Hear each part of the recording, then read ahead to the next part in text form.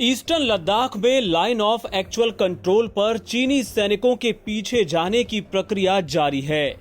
Galwan area में patrolling point PP-14 के बाद हॉट स्प्रिंग एरिया में PP-15 पर भी डिसएंगेजमेंट पूरा हो चुका है। गोगरा पोस्ट में डिसएंगेजमेंट गुरुवार तक पूरा हो सकता है, लेकिन पेंगोंग एरिया में कुछ मूवमेंट के बावजूद चीनी सैनिकों के पीछे हटने के संकेत नहीं मिल रहे। दरअसल पेंगोंग ही वो इलाका है जहां चीन ने बड़े पैमाने पर पक्के निर्माण कर लिए थे। एक सूत्र ने बताया कि चीन ने यहां कई तरह के ठिकाने और सैनिकों के पक्के बंकर तक बना डाले थे। जानकारी के मुताबिक पेंगोंग एरिया में फिंगर 4 से कुछ चीनी सैनिक कम जरूर हुए हैं। वहां से उन्होंने कुछ टेम्परेरी स्ट्रक्चर भी हटाए हैं। हालांकि फिंगर 4 में चीनी और भारतीय सैनिक अब भी आमने सामने हैं।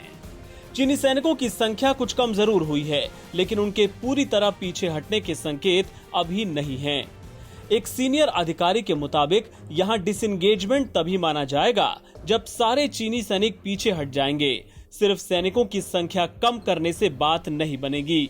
उन्होंने कहा कि इसे डिसएंगेजमेंट का संकेत नहीं मान सकते, लेकिन फिर भी ये पॉजिटिव दिशा में उठाया गया कदम है।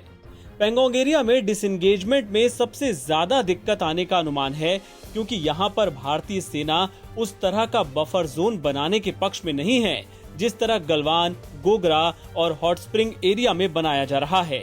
यहाँ पर भारतीय सेना फिंगर 4 से पीछे हटने के पक्ष में नहीं है, जबकि चीन चाहता है कि दोनों देशों के सैनिक 1.5 से 2 किलोमीटर पीछे जाएं। भारत की तरफ से कहा गया है कि यहाँ पर चीनी सैनिक पीछे जाएं क्योंकि वही आगे आए थे। बहरहाल बुधवार को हॉट स्प्रिंग एरिया के पेट्रोलिंग पॉइंट 15 में भी डिसएंगेजमेंट की प्रक्रिया पूरी हो गई। सूत्रों के मुताबिक यहाँ पर चीनी सैनिक करीब 2 किलोमीटर पीछे गए हैं। यहाँ पर भी PP-14 की तरह बफर जोन बनाया गया है, यानी ऐसा जोन जहां दोनों देशों के सैनिक नहीं रहेंगे। गोगरा एरिया में PP-17A के पास गुरुवार तक डिसएंगेजमेंट पूरा हो जाने की उम्मीद है। इन तीनों जगहों पर 2 से 3 किलोमीटर का बफर जोन होगा। फिलहाल भारतीय और चीनी सैनिक सामान्य पेट्रोलिंग नहीं करेंगे। जब डिसएंगेजमेंट के सभी चरण पूरे हो जाएंगे, उसके बाद ही सामान्य पेट्रोलिंग बहाल की जाएगी। अभी डिसएंगेजमेंट का वेरिफिकेशन चल रहा है। दोनों देश इसे अपने स्तर पर वेरीफाई कर रहे हैं।